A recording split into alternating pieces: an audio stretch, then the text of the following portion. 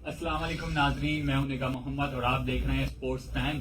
Sports time में sports time में आज हम डिस्कस करेंगे नेशनल टी20 कप जो कि 30 सितंबर से स्टार्ट होने वाला है। 6 टीमें हैं उसमें पार्टिसिपेट कर रही हैं। इस बार थोड़ा यूनिक इस वजह से हो गया है कि ये लाइव ब्रॉडकास्ट होगा और मतलब कि पीटीवी पे लाइव ब्रॉडकास्ट किया जाएगा और इसमें जो टीमें हैं और जो पीसीबी के जो स्ट्रेटजीज हैं इस बार वो थोड़ी मुख्तलिफ हैं और तो इस पे ही हम डिस्कस करेंगे। सबसे पहले अपने गेस्ट का तारुफ करवाता चलूं।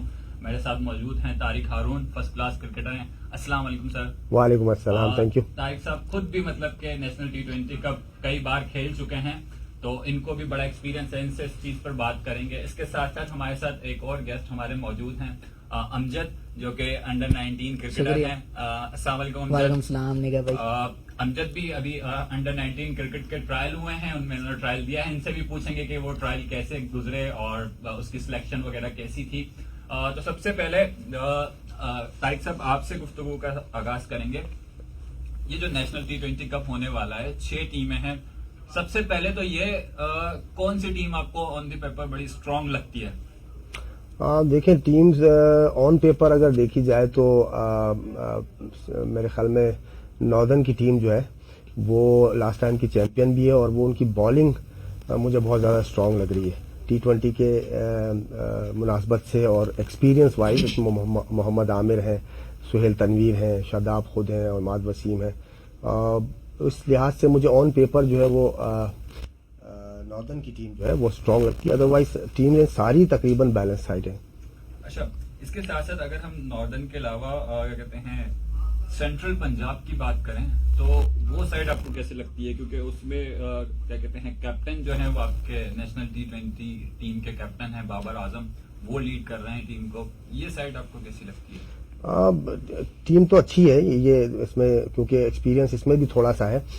लेकिन मैं समझता हूँ कि टी20 क्रिकेट में क्योंकि बैटिंग फ्रेंडली पिचेस होती हैं, हम देखते हैं हाई स्कोरिंग मैचेस होते हैं, तो इसमें जिस टीम की बॉलिंग स्ट्रांग होती है, एक्सपीरियंस होती है और जहां आप समझते हैं कि यार ये हमारी बॉलिंग है, ये स्ट्रांग है, और तो वो उस टीम का वैसी मोराल हाई हो जाता है क्योंकि वो रन्स इतने नहीं देते, वो रन्स कम कंसीव करते हैं। उसके अलावा जब उनके बैट्समैन जो होते हैं उनको इतना बड़ा टारगेट चेज नहीं करना पड़ता, तो वो एक टीम का जो कॉम्बिनेशन बनता है इससे उन टीमों को ज़्यादा कॉन्फिडेंस आता है और ऐसी टीमें ज़्यादा कामयाब हो जाती हैं। अच्छा, इसके साथ साथ अगर हम दूसरी कुछ टीमों को डिस्कस करें तो आप समझते हैं लास्ट टाइम की जिसकी परफॉर्मेंस अच्छी हो उसके ऊपर थोड़ा सा वो इजी होते हैं कि लास्ट टाइम हमने अच्छा परफॉर्म किया है तो इस बार थोड़ा इतनी मेहनत करने की जरूरत नहीं है, या उनके ऊपर प्रेशर ज्यादा होता है? हाँ, दोनों चीज़ें हो सकती हैं। अब डिपेंड करता है कि वो किस अंदाज से लेते हैं।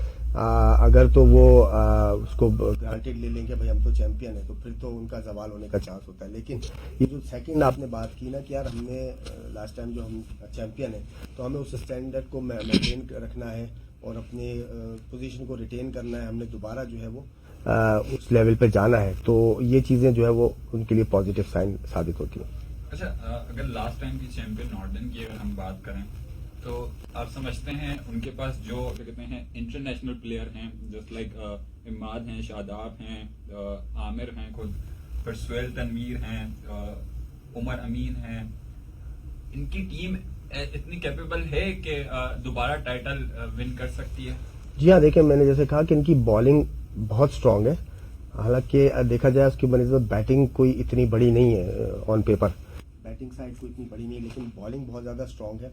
लेकिन उमर अमीन इनके पास मौजूद हैं। उमर अमीन का बहुत अच्छा ट्रैक रिकॉर्ड है डोमेस्टिक टी20 का, और इनमें कैपेबल हैं क्योंकि एक तो कॉन्फिडेंट भी होंगे। फिर इनके जो स्पेशलिस्ट प्लेयर हैं, तो कैप्टन खुद टी20 स्पेशलिस्ट हैं, फिर शादाब खान जो है बहुत अच्छे टी20 स्पेशलिस्ट हैं, वो बैटिंग भी अच्छी करते हैं, आपको पता है। इसी तरह फिर हैदर अली इनके पास जो एक अंडर 19 के यंग प्लेयर है, अभी उनका डेब्यू हुआ था, उन्होंने शानदार डेब्यू किया। तो ये एक उनके पास एक एज है कि कॉन्फिडेंट प्लेयर पाकिस्तान खेल कर भी रिसेंटली आया है, तो वो भी उसकी भी नज़रें होंगी कि मैं डोमेस्टिक में टॉप परफॉर्मेंस करूँ और टीम में मुस्तकिल जगह बनाऊँ, तो ये चीज़ें इनको एज करेंगी इंशाल्लाह। आप समझते हैं हैदर अली इनके एक ऐसे प्लेयर होंगे जिनको मतलब कि देखने में मजा आएगा इस टी20 कप में? क्योंकि हर टीम का कुछ ना कुछ है इस टीम से आप समझते हैं कि हैदर अली एक ऐसा है जो कि परफॉर्म करेगा अच्छा, जिसको लोगों को तवक्को होगी जिससे बहुत? जी हाँ, बिल्कुल। इसमें हैदर अली क्योंकि नए उभरते हुए प्लेयर हैं और अभी रिसेंटली उन्होंने इंग्लैंड में 50 रन बनाए हैं T20 मैच में, तो लोग देखना चाहेंगे हैदर अली को, क्योंकि अब नए नए स्टार बनते जा रहे हैं वो। तो लोगों का बहुत ज़्यादा, आपको पता है हमारा क्रिकेट लविंग नेशन है पाकिस्तान, तो लोग बहुत मोहब्बत करते हैं हमारे प्लेयर्स से जो टीवी पर आते हैं स्टार्स। तो जो स्टार बनते चले जाते हैं तो लोग ही उन्हें सपोर्ट करके जो है वो स्टार बनाते हैं। तो बहुत ज़्यादा लोगों की नज़रें होंगी हैदर अली पर, और इनकी परफॉर्मेंस पे अगर ये अपनी परफॉर्मेंस पर फोकस रहे और इन्होंने अपना एम रखा कि मैंने पाकिस्तान टीम में जाना है, दोबारा मुस्तकिल जगह बनानी है, तो इससे न सिर्फ उनको बल्कि इनकी टीम को भी बहुत फ़ायदा होगा। अच्छा, इनके अगर फास्ट बॉलर पर हम नजर डालें तो मोहम्मद आमिर हैं, हारिस रऊफ हैं, मूसा खान भी हैं इनके पास, और सुहेल तनवीर। आप समझते हैं बॉलिंग इनकी स्ट्रांग है, डिफेंड कर सकती है लोवेस्ट टोटल को भी? जी हाँ सर, मैं समझता हूँ one of the best bowling attack है पूरी हमारी डोमेस्टिक की T20 के। अगर तमाम साइडों को मैं कंपैरिजन करूँ तो बेस्ट T20 अटैक मेरी नज़र में बॉलिंग अटैक इन्हीं का नज़र आता है। फास्ट बॉलिंग चाहे स्पिनर हो, T20 के लिहाज से बहुत ज़्यादा एक्सपीरियंस बॉलर हैं, और यंग मूसा जो है वो भी बहुत अच्छे हैं, उनका भी एक दो PSL तो खेल चुके हैं, उनका भी अच्छा। हारिस रऊफ जो वो इंटरनेशनली रिनाउंड है, तो इनकी बॉलिंग बहुत शानदार बॉलिंग नज़र आ रही है उनके पर। अच्छा, इसके साथ साथ बाकी 5 टीमों को भी हम डिस्कस करेंगे। अमजद से भी थोड़ी बातचीत करते हैं हम। अमजद, अंडर 19 के अभी ट्रायल हुए, आप पहले भी रिप्रेजेंट कर चुके हैं पाकिस्तान अंडर 19 को, और आप खेल भी चुके हैं, 17 भी खेल चुके हैं। तो इस बार क्या हुआ, थोड़ा सा बताएं प्रोसेस, हमें सिनेरियो क्या था इस बार? आई गेस मैं आपको थोड़ा अपने नाज़रीन को भी बताया चलूं, पहले पीसीबी ने जो है वो ट्रायल जो है वो बड़े क्लोज रखे थे कुछ मखसूस प्लेयर्स के लिए, कुछ ही प्लेयर थे, मतलब के 200 के अराउंड, और फिर उसके बाद फिर ओपन ट्रायल भी किए गए। तो उस हवाले से हम अमजद से पूछेंगे। अमजद, क्या हुआ इस बार? इस बार निगाह भाई बहुत ही कंपटीशन टफ था लड़कों के लिए खेलना, सिंध की टीम में जगह बनाना, क्योंकि एक तो पीसीबी ने पहले जो ट्रायल रखे थे वो ये थे कि सिर्फ जो लड़के रीजन खेले हुए थे अंडर 19 या अंडर 16, तो उन लड़कों का नाम था। तो बाद में जब बात हुई कि नहीं ये तो ज्यादती है, तो फिर उन लोगों ने ओपन ट्रायल रख दिए। ओपन ट्रायल में काफ़ी लड़के हैं, पूरे सिंध से तकरीबन 3 दिन ट्रायल रहे हैं, तो काफ़ी मुश्किल था लड़कों को टीम में जगह बनाना। लेकिन मैं तो यही कहूँगा कि जो लड़के टीम में जगह जिनकी बन पाएगी वो बहुत खुश नसीब होंगे और अच्छे प्लेयर होंगे जो मतलब जगह बना पाएंगे।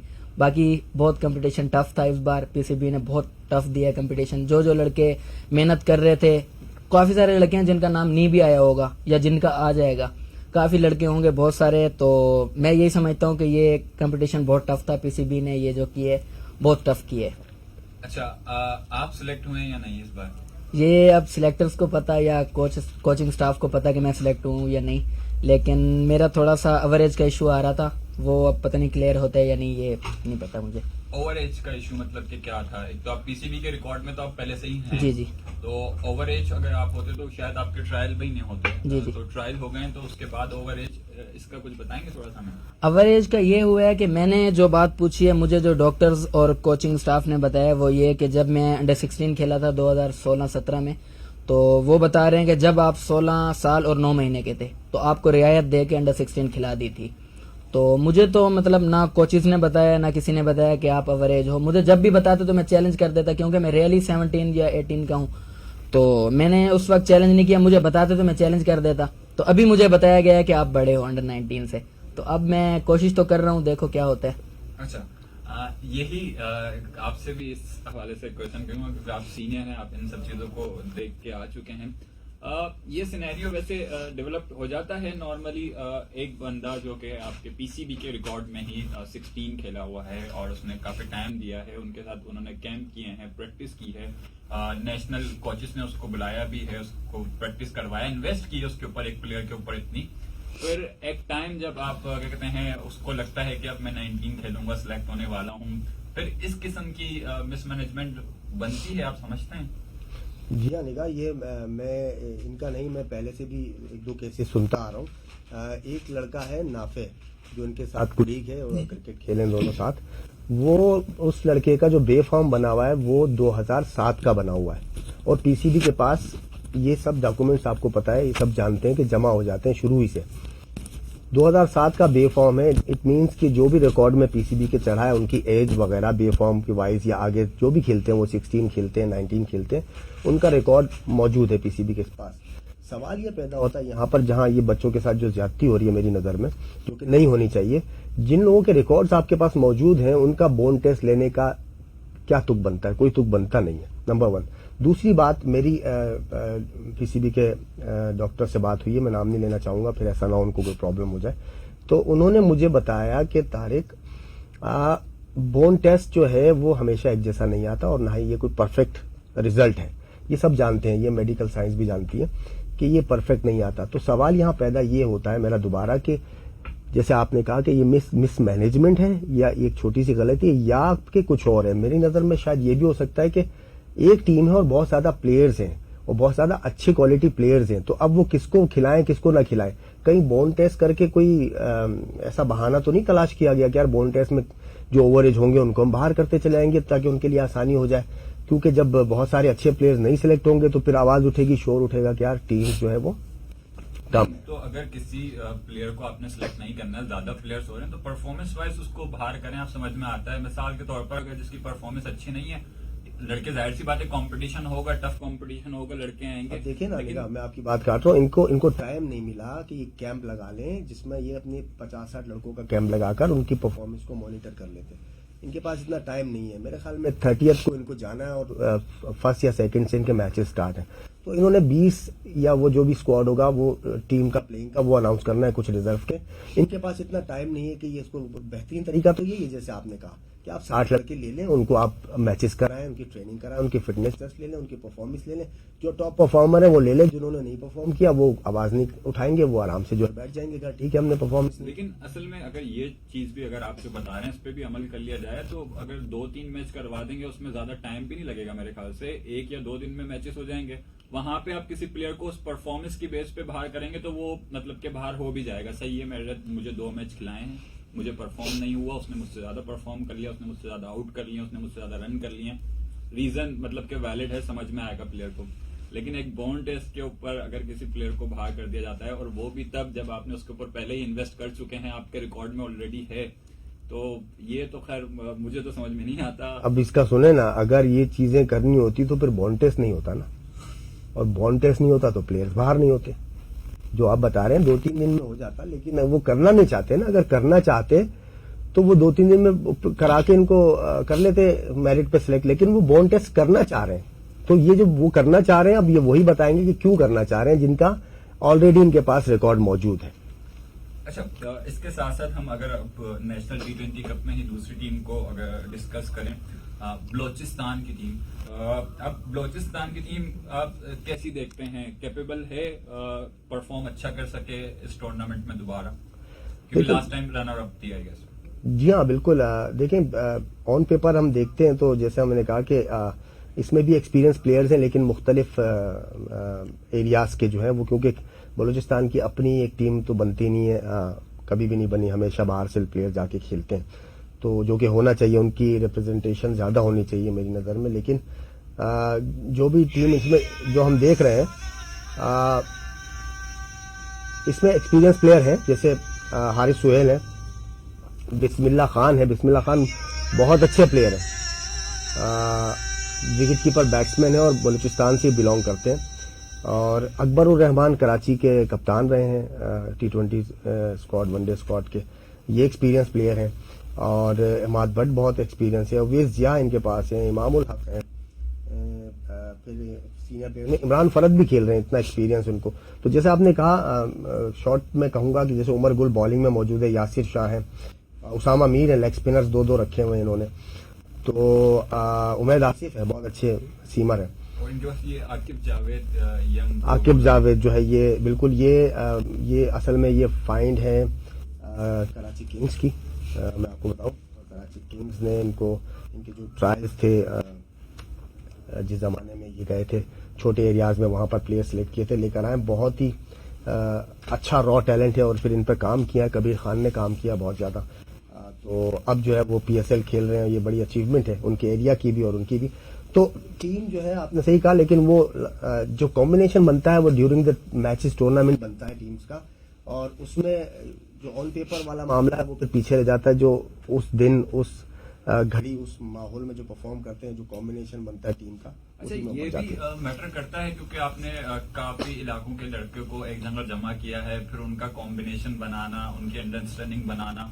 जस्ट लाइक अगर हम सिंध की टीम की बात करें तो काफी लड़के एक साथ खेलते हैं, मतलब कि सिर्फ टूर्नामेंट में नहीं, आउटसाइड भी, मतलब कि अगर उनके कोई मैचेस और होते हैं तो वो कराची के ही होते हैं, ज्यादातर आपस में खेल रहे होते हैं, इंटरेक्शन रहता है लड़कों से। बलोचिस्तान है, इसके पास तकरीबन सारे इलाकों के लड़के जमा करके एक जगह उनको उनका कॉम्बिनेशन बनाने की ट्राई की गई है। तो ये मैटर करता है, मतलब कि अंडरस्टैंडिंग में प्रॉब्लम होती है। जी हाँ, बिल्कुल हो सकती है, लेकिन अब ये डिपेंड करता है उनकी मैनेजमेंट पे, कैप्टन पे, और उनका कोचिंग सपोर्ट स्टाफ जो है उन पर डिपेंड करता है कि वो किस तरह का एनवायरनमेंट वहाँ पर प्रोवाइड करते हैं प्लेयर्स को, जिसमें वो सब जो है वो इक्वलिटी की बेस पर जो है वो थिंक करें और अपनी थॉट्स जो है वो आपस में शेयर करें, वो एक माहौल बनाएं। तो वो डिपेंड कर, जैसा कि लास्ट ईयर इन्होंने फाइनल में रनर अप रहे, इट मीन्स इन्होंने बहुत अच्छी अचीवमेंट थी इनकी। अच्छा, इनके कोच फैसल इकबाल हैं जो कि उन पे बड़ा कंट्रोवर्शियल चल रहा था, अभी हटा दिया, अब दोबारा वो इन हो गए हैं। कोच का रोल क्या होता है एक टीम के उसको सेट करने में, या अगर कोई विनिंग तक उसको पहुंचाने में कोच का रोल क्या होता है, आप क्या समझते हैं? इंतहाई अहम है कोच का रोल, क्योंकि अब मॉडर्न दौर में मॉडर्न क्रिकेट हो गई है, अब ग्राउंड में क्रिकेट हो रही है। अगर फील्डिंग में कैप्टन ग्राउंड में है तो बाहर कोच जो है वो टेक्नोलॉजी का इस्तेमाल कर रहे हैं, लैपटॉप कंप्यूटर टेक्नोलॉजी का इस्तेमाल कर रहे हैं, और उसके अलावा जो मैच का प्लान बनाने में, मैच की इंडिविजुअल की, उनको मैच की परफॉर्मेंस के लिहाज से इंडिविजुअल जॉब्स देनी, जैसे बॉलर को उसकी जॉब दी, बैट्समैन को बताया कि वो कहाँ पे स्ट्रांग है, कहाँ पर वीक है। तो इसके साथ साथ यानी बहुत ज़्यादा कोच की जो जॉब है वो बहुत ज़्यादा वसी है। फिर कैप्टन के साथ उस लिहाज से उसकी इंटरेक्शन होती है कि कैप्टनसी कैसी करनी चाहिए। तो कोच बहुत इंपॉर्टेंट हो गया इन दिनों, जबकि ये स्पोर्ट्स मैनेजमेंट के मामलात हैं। एक कंप्लीट क्रिकेटर जो होता है, मैं एक आम सी बात करता हूँ, जो स्ट्रीट से खेलता हुआ आता है, जिस तरह स्ट्रीट स्मार्ट कहलाते हैं जावेद मियांदाद, तो उसके अंदर हर चीज़ मौजूद होती है, ये सारी चीज़ें। सो ग्राउंड को मैनेज करना, प्लेयर्स को मैनेज करना, फील्ड को मैनेज करना, बॉलर से किस तरह बात करनी, एक कंप्लीट जो क्रिकेटर होता है उसमें ये चीज़ें नेचुरली होती हैं और अक्सर में होती है। लेकिन कुछ लोग उसका इन्हांस करते हैं तो वो कैप्टन कहलाते हैं और अपनी छोटी सी उम्र में कैप्टन बन जाते हैं। वो शुरू से इजहार करते हैं अपनी फीलिंग्स का, लेकिन अक्सर लोग इधर उधर सोचते नहीं है, तो अपनी परफॉर्मेंस पे लगे रहते हैं, तो वो क्रिकेटर बनते हैं। लेकिन कोचेस का अब बहुत ज़्यादा इंपॉर्टेंट रोल है हर तरह से क्रिकेट में। अच्छा, इसके बाद अगर हम सेंट्रल पंजाब की बात करें तो सेंट्रल पंजाब बाबर आजम उसको लीड कर रहे हैं, कामरान अकमल हैं, आबिद अली हैं, बिलाल आसिफ हैं, एहसान आदिल हैं, फ़हीम अशरफ हैं, नसीम शाह हैं, जफर गौहर हैं। समझते हैं टीम बड़ी सॉलिड है, और भी इनके अलावा भी इनके पास काफी प्लेयर हैं। अगर मेन प्रोमिनेंट प्लेयर लें तो ये हैं, टीम परफेक्ट है, कैपेबल है कंपटीशन करने के लिए दूसरी टीमों से, या जैसे कि अगर आपने नॉर्दर्न का बोला वो बड़ी स्ट्रांग टीम है, तो उससे कॉम्पीट करने के लिए है तैयार? जी बिल्कुल, टीमें ऑन पेपर तकरीबन सारी सेम है, लेकिन जहां मैं बात कर रहा था कि T20 में बॉलिंग ही मैच जितवाएगी आपको, क्योंकि बैटिंग फ्रेंडली पिचेस होती हैं, तो बैटिंग तो सब करेंगे, यानी सबके लिए आसान हो जाएगी बैटिंग करना। तो इसी तरह हम ये टीम देखते हैं जैसे सेंट्रल पंजाब की, इसमें बहुत एक्सपीरियंस कामरान अकमल मौजूद हैं, जो कि सीजनल है, परफॉर्मर हैं, हर सीजन में परफॉर्म करते हैं, T20 में खास तौर पे। तो और बॉलिंग भी इनकी ठीक है, नॉट बैड। तब इसमें यंगस्टर्स हैं, नसीम शाह है, और अपना क्या कहते हैं, Zafar Gohar left arm spinner बहुत अच्छे हैं, फ़हीम अशरफ हैं, एक्सपीरियंस प्लेयर है। तो फिर बात वही आ जाती है कि जब ये ग्राउंड में उतरते हैं, कोई एक मोमेंटम इन्हें मिल जाता है किसी एक मैच का, और वो जीत का इनको एक मोमेंटम मिलता है, इनका कॉम्बिनेशन बनता है, बैटिंग ऑर्डर सेटल हो जाता है, बॉलिंग यानी प्लेइंग 11 की सेट हो जाती है एक टूर्नामेंट के लिए, 11-12 लड़के के, यार ये हैं परफॉर्मर, जो फॉर्म में हैं, जो रिस्पॉन्ड कर रहे हैं, जो टाइमली परफॉर्म कर रहे हैं, तो किसी भी टीम का बन सकता है। अब T20 शॉर्टर फॉर्मेट है, इसमें हम पहले से नहीं कह सकते कि चैंपियन बनेगी, हाँ, लेकिन स्ट्रांग जो है वो सारी टीम है, लेकिन बॉलिंग जो है वो मुझे लगती है सबसे ज्यादा स्ट्रांग और एक्सपीरियंस वो नॉर्दर्न की है। अच्छा, इसके साथ साथ अमजद आपसे थोड़ा सा पूछेंगे, ये 6 टीमें आप देख रहे हैं, आपको क्या लगता है कौन सी टीम ऐसी है जो आपको लगता है आपकी थोड़ी फेवरेट है, आप उसको थोड़ा एज देंगे कि ये इस बार थोड़ा अच्छा परफॉर्म करेगी? निगा भाई, मेरी नज़र में सेंट्रल पंजाब है, क्योंकि काफ़ी मजबूत टीम है। इसमें बैटिंग पे अगर बात की जाए तो बाबर भाई हैं और कामी भाई हैं, बैट्समैन बहुत अच्छे हैं। इसमें बॉलर्स की बात की जाए तो बॉलर भी बहुत तगड़े हैं। तो मेरे हिसाब से तो सेंट्रल पंजाब जो है ना ये विन करेगी तो आप T20 का। सिंध को सपोर्ट नहीं कर रहे हैं? नहीं, सिंध में भी सब जानने वाले हैं, सिंध में भी ऐसे प्लेयर्स हैं जिनके साथ मैं खेला हूँ, सारे सैफी भाई वगैरह। लेकिन ये सेंट्रल पंजाब में मेरे दो फेवरेट बैट्समैन हैं, बाबर भाई और कामी भाई। तो मैं इसलिए जो है ना सेंट्रल पंजाब को सपोर्ट कर रहा हूँ और इंशाल्लाह ये जीतेगी। अच्छा, इसके साथ साथ तारिक भाई आप बताइएगा थोड़ा सा, अगर सिंध की टीम को हम डिस्कस करें, और लोग पेपर वाइज तो बहुत स्ट्रांग रहती है। अगर हम वो क्या कहते हैं T20 नेशनल कप के अगर विनिंग रेशो उठा के देखें तो आई गेस एक ही बार जीते हैं, एक या दो बार। ऐसा क्यों है? क्योंकि हर बार मतलब कि कराची इतना बड़ा शहर है और बहुत तवक्को होती हैं जब भी क्या कहते हैं सिंध की टीम या कराची ब्लूज या कराची वाइट जब खेल रही होती थी पहले के टाइम पर, तो बड़ी तवक्को होती थी और होता था मतलब कि सेमीफाइनल तक पहुंचते थे, फाइनल तक पहुंचते थे, हार जाते थे उसके बाद। इस बार कैसी लग रही है और ये होता क्या है असल में, जरा बताइएगा। देखिए, जैसे हमने पहले डिस्कस किया कि लीडरशिप जो है वो मैटर करती है। लीडरशिप, कैप्टन है, कोच है, इनका कोऑर्डिनेशन, कॉम्बिनेशन, फिर हर प्लेयर पे अगर इनका फोकस अच्छा हो जाए और उसके अंदर से बेस्ट जो उसकी परफॉर्मेंस ये निकाल सकें कोच और कप्तान मिलके, तो वो टीमें फिर जीतती हैं। अक्सर जो है वो सिंध की टीम या पहले कराची हुआ करती थी तो वो कहीं ना कहीं इन्हीं चीज़ों में चूक जाया करती थी और फाइनल्स में बहुत दफ़ा क्वालिफाई किया, फाइनल्स में हारी हैं। और इस मरतबा उम्मीद करता हूँ कि सरफराज खुद कप्तान है, मेरे ख्याल में बेस्ट कैप्टन है अमंग्स दीज ऑल टीम्स, मतलब 6 टीमों में जो बेस्ट नंबर 1 कैप्टन मेरी नज़र में सरफराज है। सरफराज मौजूद हैं, फिर बासित अली बहुत अच्छे कोच साबित हुए हैं। सुई नॉर्दर्न को उन्होंने, उनकी कोचिंग में बहुत ज़्यादा फतूहात है। तो अगर इनका कॉम्बिनेशन अच्छा बन जाता है अपने प्लेयर्स, और प्लेयर्स भी इसमें एक से एक प्लेयर्स है, जैसे एहसान अली बहुत अच्छे बैट्समैन है, अनवर अली, असद शफीक है बैट्समैन, इसी तरह खुर्रम मंजूर मेरे ख्याल में टॉप स्कोरर हैं हमारे डोमेस्टिक T20 के, और असगर बहुत अच्छे स्पिनर हैं। फिर रोमान रईस, आई थिंक वो तो शायद नहीं होंगे इसमें, वो अनफिट हो गए थे, उनकी न्यूज़ सुनी थी। शर्जील खान मौजूद है, सुहेल खान मौजूद है, तो बहुत अच्छी टीम है। अगर ये इनका भी कॉम्बिनेशन बन जाता है तो ये भी चैंपियन हो सकती है। अच्छा, ये मैचेस सारे जो है वो मुल्तान और पिंडी में खेले जाएंगे, तो कंडीशन सबके लिए सेम ही होती है या यहाँ पे जो ज्यादातर मैचेस कराची के प्लेयर यहाँ खेलते हैं तो वहाँ जाके थोड़ी परेशानी होती है, ऐसा कुछ है या नहीं? नहीं, व्हाइट बॉल के साथ मैं नहीं समझता इतनी प्रॉब्लम्स होती हैं। पिच जो है वो सबके लिए सेम होती है, बिल्कुल फ्लैट पिच बनाने की कोशिश भी की जाती है और होती भी है। बाज़ औक़ात ये हो सकता है कि वो थोड़ा स्लो हो जाए या वो उस पर थोड़ा सा टर्न मिलने लग जाए स्पिनर को, ये ज़रूर हो सकता है, लेकिन मोस्टली जो वो बैटिंग फ्रेंडली पिचेस होती हैं। अब बाज़ औक़ात ये भी देखना पड़ता है कि सीज़न कैसा, मौसम कैसा चल रहा है। अगर तो मौसम थोड़ा ठंड का है और मॉइस्चर वाला मौसम है तो उसमें थोड़ा बहुत कभी पहले मैच में थोड़ा सा एडवांटेज मिल जाए अगर बॉलर को, अदरवाइज बैटिंग फ्रेंडली पिचेस होती हैं तो वो सबके लिए एक जैसी होती हैं। अच्छा, इसके साथ साथ अगर हम कहते हैं हमारी पिच और कंडीशंस की बात करें तो आप समझते हैं कि हमारे यहाँ पे अब जो हम मैचेस देखेंगे वो हाई स्कोरिंग होगी या नॉर्मली हमारा जो होता है वो 160 एवरेज स्कोर जो होता है एक इनिंग का, उसी तरीके के मैचेस मिलेंगे हमें?